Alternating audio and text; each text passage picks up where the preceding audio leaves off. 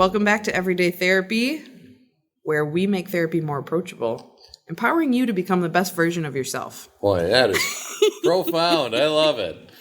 Oh, man. Well, today we're going to talk about distress tolerance. And I've heard that sometimes it can be very distressing if you have allergies and if you have a sneeze attack that you can't stop. You've heard it. I'm living it. We are deep in it over here. And, but yeah, we've gone through interpersonal effectiveness. Yes. Skills. We've gone through mindfulness. Some of the mindfulness. Yes. And so distress tolerance, I mean, what is distress tolerance even? Yeah, really good question. Well, when we think about dialectical behavioral therapy and skills in particular, or DBT skills, when we're thinking about distress tolerance, we're thinking about the times when we are at such emotional intensity. We're at like an 8, 9, 10 out of 10 in our emotional intensity. Oof. And so these skills are really designed to help us when we are at that level of intensity. So if I'm at an 8, 9, 10, look out. Danger, right? Just like be really careful and really aware. And why? Why? If I'm at an 8, 9, 10. In emotional intensity? Yes, thank you. Thank you. Yep. Then that frontal lobe, like right behind my forehead. My forehead. Thank you. Mm-hmm. That's where we do all our rational, reasonable thinking. Oh my goodness. And so the blood there is leaving. When I'm at like 8, 9, 10, the blood is leaving that part of the brain. And where's it going? I'm going to my fight extremities. Right. Yeah. Because I'm believing that there's some sort of danger. So I'm going to either my body is mobilizing itself to get ready for fight or flight. So all the blood's going to your arms and legs. Oh my gosh. And they're leaving. And it's leaving the reason and logic center. Right. Yeah. So sometimes I've apologized to my wife and said, hey, I'm really sorry.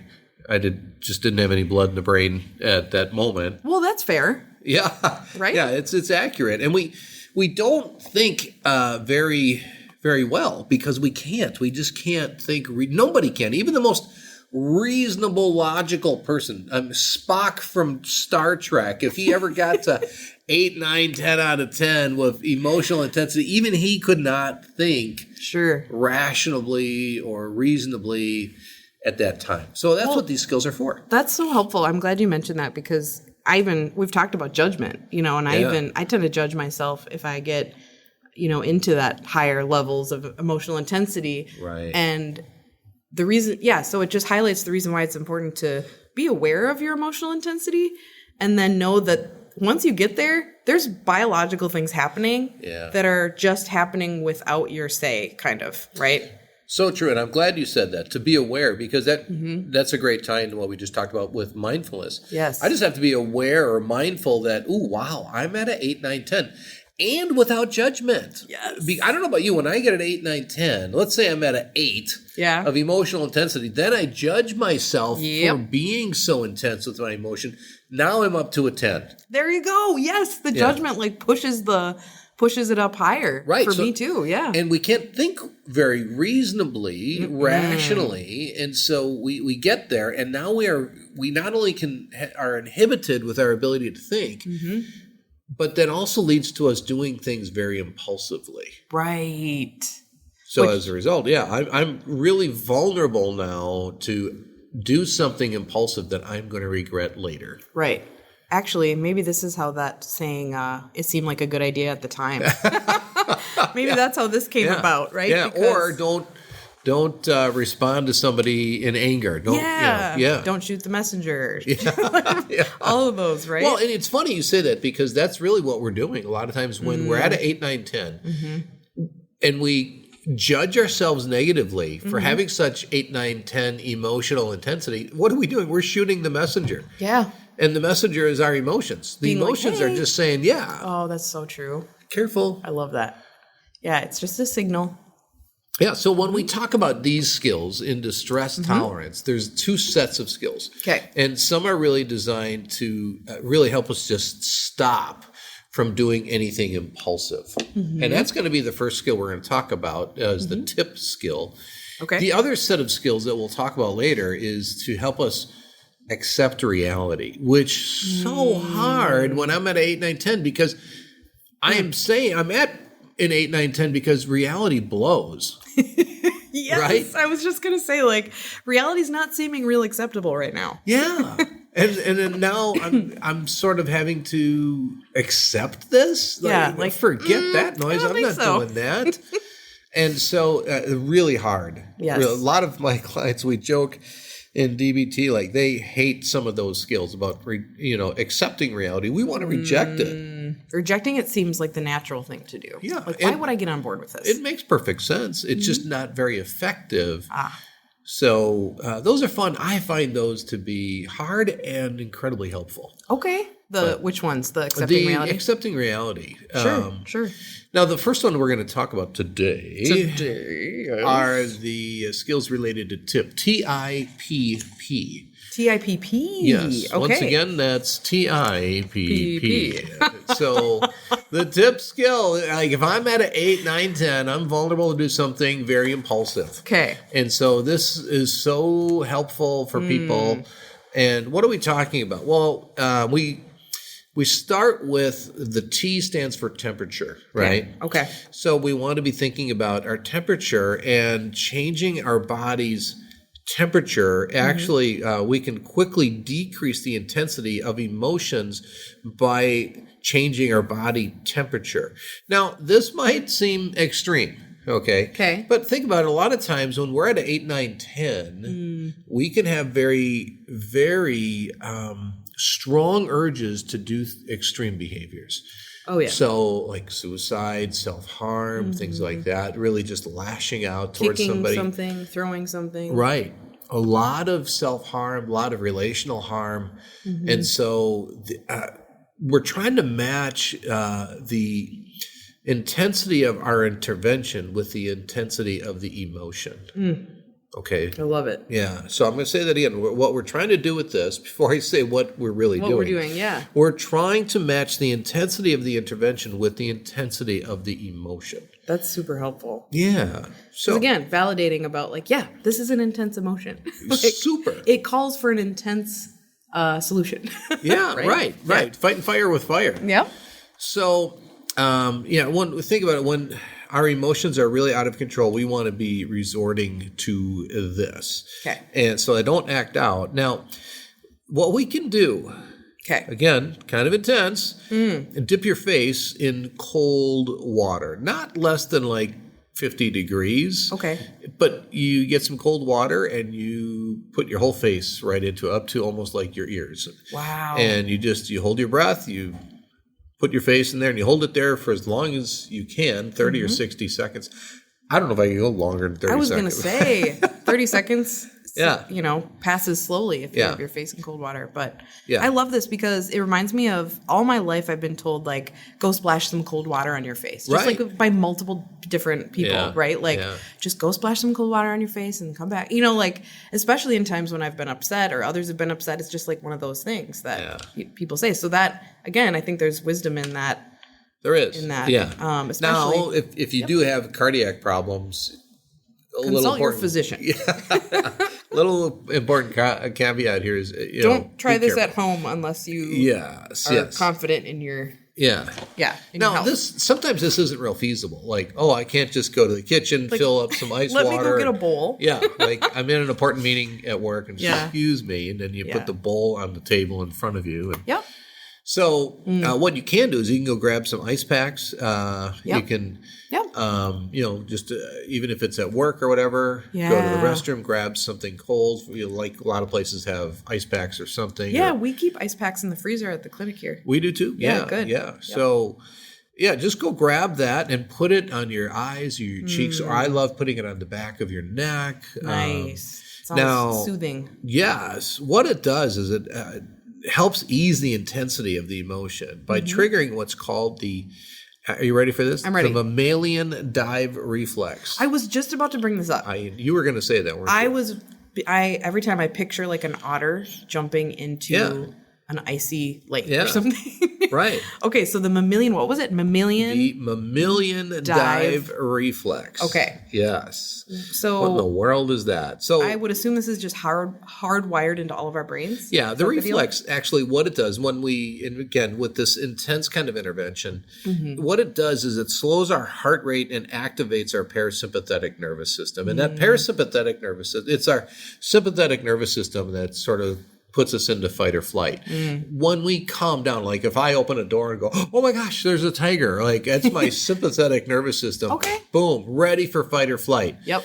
When I see, oh, it's just a life-size stuffed animal of a tiger, then I'm like, I feel this whoosh of sort of calm come over me. That's that parasympathetic nervous system coming online. To And balance, that's, yeah. that's what we're trying to activate. So when we do this skill, it activates the parasympathetic nervous system, helps us calm down. Nice. And so we actually find this to be super helpful, especially if people are having suicidal thoughts and suicidal urges or extreme self-harm kinds of things. Yep. Matching the intensity of that emotion and action with this intense intervention. And it works. This is a great go-to for people. One last thought on this, Yeah. because I think I just want to highlight the matching the intensity of the emotion with the intensity of the solution or the intervention, because I think a lot of times people, when they're in that state, even myself included, it's like, I'm not going to go journal right now. You know what I mean? Like, I'm not going to go do like a little meditation. It's like, I need something now and I need something intense, right? Yes. Yeah. So, now and intense. Yeah. So I love do it. this. Yeah. Like if I've always had some lung problems my whole life. Always been an athlete growing up, and so now if I push myself too hard working out, which I'll do sometimes, I will start to get a panic attack. Oh, interesting. Yeah, like Good my point. son, he's like a 2nd-degree black belt. So we were doing taekwondo, and we were doing sparring. Oh, okay. And there's no way I'm going to let my kid beat me. Oh, no. Right? And so I would push myself way hard. I mean, he could beat me. But Sure. but you're giving it your all. I'm giving it past my all, and I can't breathe. Oh, boy. And Which is just scary panic, you know, and like, I can't do any kind of deep breathing because I can't breathe at all. So Sure. I remembered, some of this, and sometimes I would grab some water and just put some cold on the back of my neck or on my cheeks. Nice. And it's amazing how that works. So I love it. that's what we're talking about. The T in TIPP is temperature. Okay, good transition. You were just talking about sparring and working yourself really hard. So I think the I, intense exercise. Yes, intense exercise. Okay. Right. So we're not talking just kind of a casual walk, although walking can help. But when we're at this 8, 9, 10, and remember, this is serious. What I tell clients and what I try to remind myself is that when I'm at an 8, 9, 10, let's say I'm like really angry at you, Krista. Okay. You've done something. What did I do? I don't know. I can't even imagine. But let's just say I'm really upset about a situation or a person. Well, if I'm at an 8, 9, 10, please, listeners, don't miss this. Okay. The most important threat is not the situation or the person. Wow. It's my emotional intensity. Wow. It's not my emotion. Okay, because like anger, for instance, we always think is bad or wrong. Yeah. And it's not shame. It's just the intensity of my emotion is not only the problem, it's the most immediate issue. I have to address that first. Then I can deal with the person or the situation. Yep. So, that's what it's just an important caveat. And so we need to get that emotion down, and intense exercise can do that very effectively. Okay. So let's see. Examples. Running, walking fast, jumping, playing basketball, lifting weights, etc. Right. Okay. It's pretty simple. I and like it. You don't need to be at the gym. Like you can. That was the point I wanted to make too, is like, this can be done anywhere. This can be done anywhere. Yep. Do some push-ups to like complete exhaustion. You know what? Have you ever done a burpee? Oh my gosh. I try not to. Trying to quit? Oh yeah. Right. I'm not trying. Yeah. Those are tough. Those I'm always like, how hard can these be? And I'm like, by 3 of them, I'm like, nope, that's good. Right. That's too 3 many. burpees for most people. Your emotional intensity will come down. Right. So this is pretty simple. Like you can actually just go. Do you ever do one of those, like wall squats? Oh yes, where you sit against the wall with no support. Yeah. And you just have to hold yourself there. Yeah. Those are legit. That's a really good one too. That is super easy. Yep. And you kind of hold it for as long as you can, even like 30 seconds, I think. Yeah. You can also do like isometrics, like you put your palms together and you just push as hard as you can. Now, if you're in a meeting and you're like something is going on and you're really upset, you can do isometrics like that. I love that. Because I was like, what if you can't like get up right then? Yeah. You're like in a meeting or you're in a situation and you can't like run out the door and start doing jumping jacks. Right. Yeah. Excuse me, everybody, while I just do 3 burpees. Yeah. So burpee break, right? Burpee break for everybody. Well, that's hilarious. So you can do those isometrics, which is just like pressing your hands together, your hands. You even just flexing your muscles, legs, like your leg muscles. Just if I flex my leg muscles here, I'm only going to be able to hold that for so long, right? And now think about it. What we're doing is emotion. Think of the word emotion, and the E in emotion stands for energy. Yeah. So an emotion is simply energy in motion, or that needs to get into emotion. Yep. Or it needs to get into motion. Yep. And so when we're expending this energy, it's helping diffuse the intensity of that emotion. Nice. So super easy, actually, to do this intensely, no matter where you are. Just might have to be a little creative, but definitely easy to do. Nice. Okay. Love it. So are we ready for the 2 Ps? Yes. 2 Ps in a pod? 2 Ps, yeah. The first one stands for paced breathing. Paced breathing. Because what happens, I don't know, what do you do? What happens to your breathing when you're at like 8, 9, 10? What do you think happens? I hold my breath. Yes, yeah, that's what I do. Without realizing it. Yeah. Right? You do it too? I never realized it. Yeah. I do that all the time. I might be working out and I'm trying to expend energy and I'm watching like some sporting event and I'm waiting to see what happens. And I feel myself almost stopping on like whatever cardio I'm doing. And I'm holding my breath to see what's going to happen with the play. But what do people do, like when they're scared watching a movie, they kind of go, oh. Yeah, they gasp. Yeah, it's this gasp and we hold our breath. Yes. Now, a lot of people think we are, and it's true, our breathing intensifies, right? So we can breathe really fast as well. Yep. So that's why it's paced. Nice. We want to be really mindful, intentional about how we breathe. So what is paced breathing? Well, I actually like that it's called paced breathing because I think we hear deep breathing is one we are like, oh, do some deep breathing. Yes. And it's like, well, that's fine, but I like paced breathing because it's like, I think it makes you be more mindful. It does. You have to keep up pace. It's not. Yeah. So that's what I think of. Yeah. I never believed in this. Really? Yeah. Come on. Give me a break. Give me something to do. Right? Yeah. Like I can go grab some ice. I can do some intense exercise. Paced breathing. Oh, what am I supposed to like? Light a candle, listen to some spa music. It's just not me.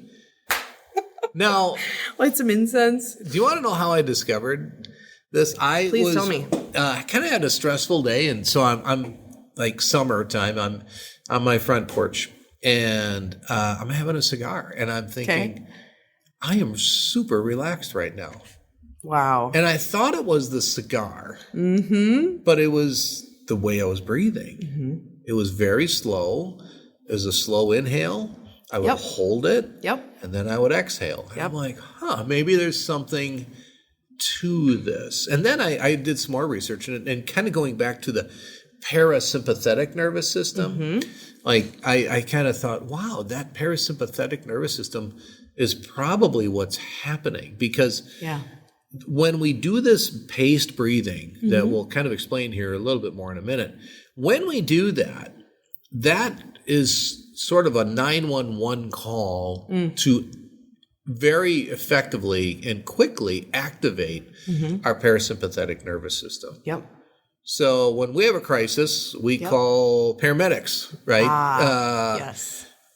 when we have an emotional crisis, we call the parasympathetic and get that online, get it helpful. Operating. Yep. And pace breathing, it's impossible to not get your parasympathetic nervous system activated through pace breathing. Well, here's a tidbit from my therapist, a brilliant woman. If you're anxious, you're not breathing. If you're not breathing, you're anxious. Wow, say that again. Yeah, if you're anxious, you're not breathing. Yes. And if you're not breathing, you're anxious. So it's like either way, you can tell. If you're not breathing, you feel anxious. If you're anxious, you're probably not breathing. Yes, right. So the solution is breathe. Exactly. Yes. Yeah. Yep. Yeah, it was funny. I was watching some videos. I think my dad was a cop and I was a police chaplain for 10 years. So I like watching cop videos and live kind of what is happening for them.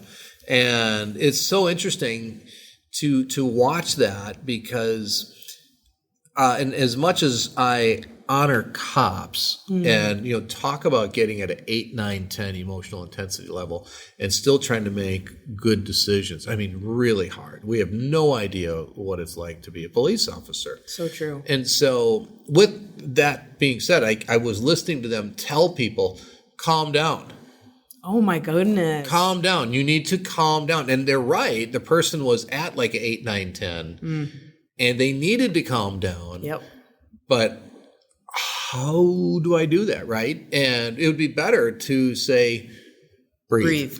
I was just thinking that. Yeah, I was thinking that as you were talking about what your therapist said about anxiety and breathing. Breathing, yep. Yeah. Yep. Just invite people to breathe with you. Mm-hmm. So it's incredibly effective again. I just thought about, sometimes we all have stress, right? So sometimes with day-to-day work stress. Yeah. I was like, well, what if I challenged myself that all I do today is I show up and I just focus on my breathing as much as I can. Mm-hmm. Talk about like returning the locus of control to myself. I love what you said. Yeah. Right? And is it realistic? I don't know. I mean, it might be easy to forget, but what an exercise of like, I'm in charge of, if I stay with my breathing, that's my best shot today. Right. Because if I stop breathing, of course I'm going to get stressed out. Right. Yep. Yeah, it's incredibly easy when we think about it. And when we think about the other things we do to try to calm ourselves down. Yep. I might listen to a podcast before I listen and do paced breathing. Right. I will go eat something before I do some simple paced breathing because it sounds so boring. Right. It's like, oh boy. And yet relaxation, when you think about it, relaxation isn't necessarily boring. But when I actually stop and I focus on my breathing, and that's all I focus on while I do this, I do get relaxed. And you know where I feel it all the time? When I start this, my shoulders always come down. And I don't realize how much I'm holding tension there. So true. Let's talk about specifically about this. What do we need to do? Well, first of all, we need to kind of be in a good kind of upright posture because you want to breathe not from your lungs, not from your chest. A lot of times we breathe and we see our chest go up and down. We want to breathe from our diaphragm. So now we're going to see our stomach kind of go up and down. And we're going to inhale. And because I am going through an allergy attack this morning, I can't do that through my nose, but that's what you want to do. You want to breathe, take a nice slow inhalation through your nose. And so if you're listening, you can do that super easy. Just take a nice slow inhalation for about 5 seconds in your nose and then hold it for about 5 seconds. And then exhale out through your mouth for about 7 or 8 seconds, nice and slow. And all it takes is 1 or 2 times of inhaling through your nose for 5 seconds, holding it for 5 seconds, and then exhaling through your mouth for 5 to 7 or 8 seconds. And your body does respond. It's incredibly relaxing. Can I throw in a bonus material? Please. Yes. So the other one I learned is called master's breath, where you push out all the air as far as you can using your diaphragm. Yes. So almost like you're emptying your body of all air. Push, and then hold for a second. And then when you release, you let your body draw air in naturally. Ooh. Almost like, And there's something about that resets our brain too, where it's like, because if you think about it, when we draw a big, deep breath in, we're almost prepping for something, right? That's true. Like, right? Yeah.